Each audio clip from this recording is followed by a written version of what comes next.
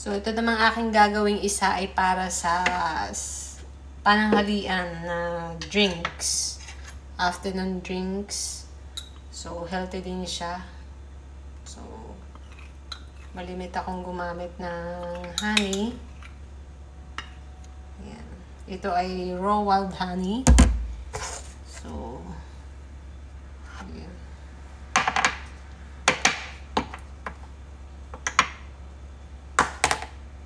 Sarap nito. Itong wild honey ay very effective. Panggamot din ng mga sipon-sipon, masakit ang lalamunan.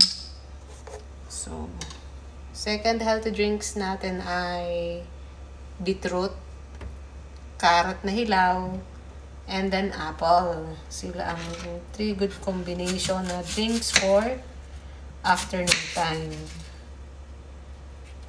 Katulad lang ulit ng ginawa ko, gagayat-gayatin lang yan. Apple, pagsasama-samahin at i-blender. Yun. Araw-araw ko itong ginagawa.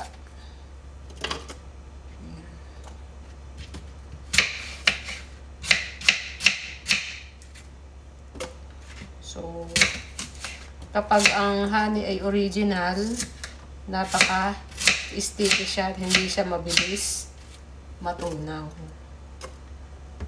So, yan.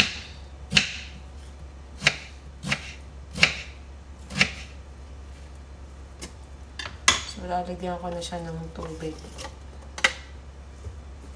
Ayan, ulit.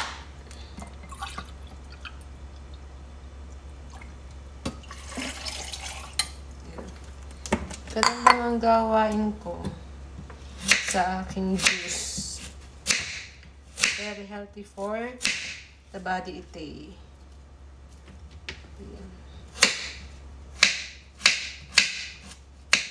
Galing ingay. So, tapos na ako maggayat. Ayan. Halo-halo ulit. Ganyan lang. Sama-sama, lahok-lahok. Masarap din to kapag nakakabusog din. So, yan. Lagyan ulit natin ng 1 teaspoon ng Korean Yakult powder. Medyo may pagka-bitter to. Good combination to ng Yakult. Hindi mo mararamdaman ang pait niya. Kasi Korean Yakult, yung Yakult natin kasi dito is matamis.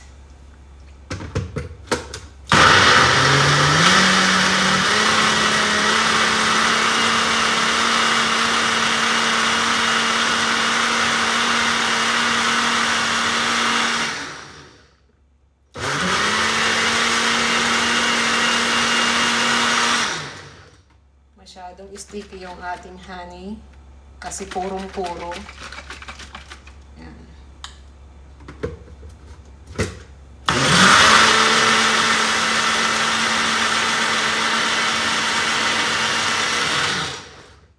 Nagbe-blend na ako ngayong gabi para bukas ng umaga hindi ako pandalas.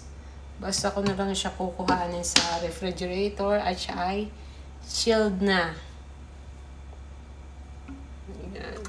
Ito yung kanyang finished product. Napaka-healthy nito. Madaming health benefits. So, guys, try nyo na. Matagal ko na itong iniinom. Ayan. So, yan. Carrot, apple, and root beet.